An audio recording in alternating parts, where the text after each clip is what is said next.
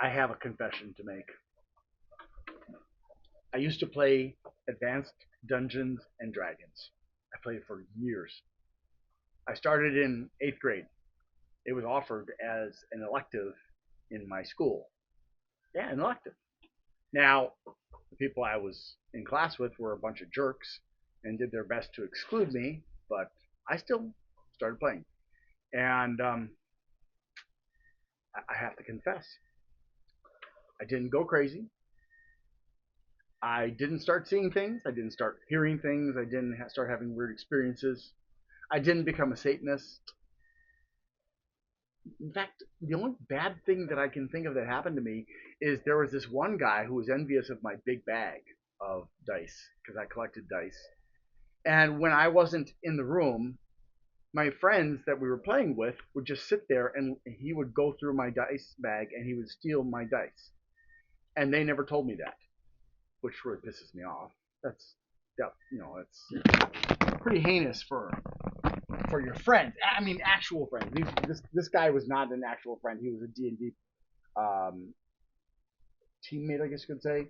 But the people that I was playing with were all friends of mine, aside from him, and they did nothing.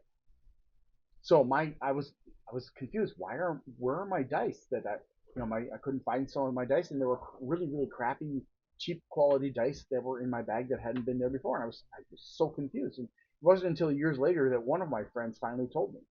And of course, by then that guy didn't play with us anymore, so I couldn't get my dice back, and I had no way to contact him. But I stopped playing D&D. I know you're breathing a sigh of relief now because you're worried about my soul, and I totally get it. You heard back in the 1980s that if you played D&D, you would be giving your soul to Satan. You'd become a Satanist. You'd be all kinds of stuff.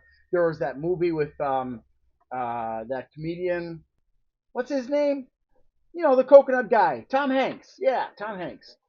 He was in a movie about AD&D. He had schizophrenia and he went crazy and he started to see people as being monsters and he actually hurt and killed people. And that was actually a movie trying to explain to people that what happens isn't that you become a Satanist, is that if you are mentally unstable, going in doing a deep dive into a fantasy role playing game, and we never really went did a deep dive where we were constantly role playing our characters and stuff like that, like you saw in that movie if you ever watched it. But if you do a deep dive and you have certain types of mental illnesses, you can actually lose touch with reality. Now, I don't know if in reality schizophrenia would be one of those, which is what Tom Hanks's character had, but certainly there are types like dissociative identity disorder, for example, where you would lose touch with reality and you would be in this other world where everybody else was still normal. I never played with anybody like that. I did play with some people that I was a little bit worried about, because they did seem a little bit unstable. Um, but I never had that kind of experience with anybody in the groups that I played with. But I did stop in 2001. And I know you're gonna actually it was 90. Was it 2001? Well, somewhere between 97 and 2001.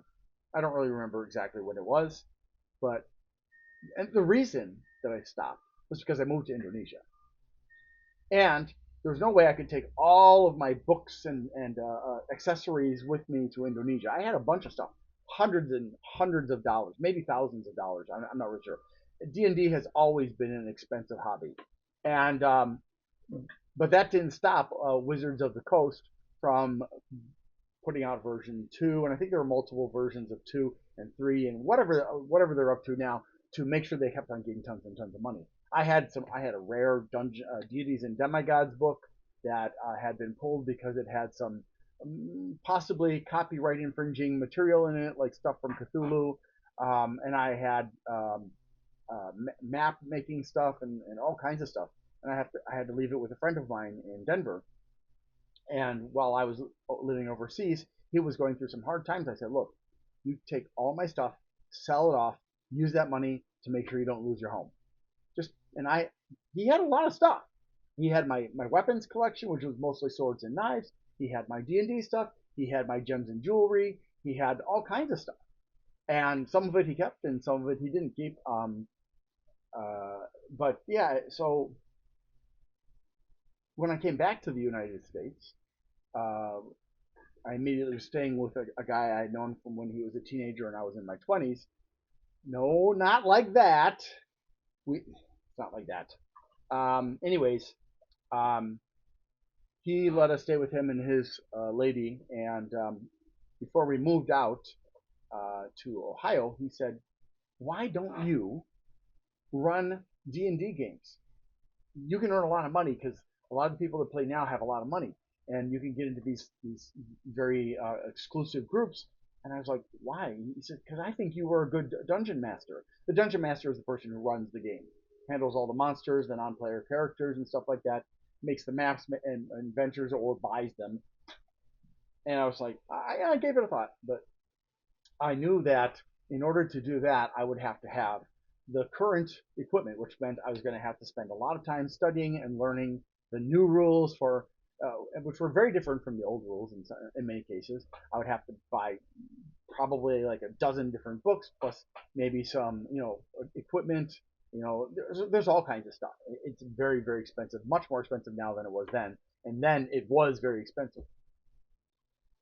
So I opted not to, but I'm still not a Satanist. I'm a deist. I believe in God. I don't believe in religion. Religion was made by people, not God. But I believe in God. So um, I'm crazy, but I've never met a person who's not. Just wanted to share that with you. I don't know if that helps or not. Thanks for watching. Have a great day.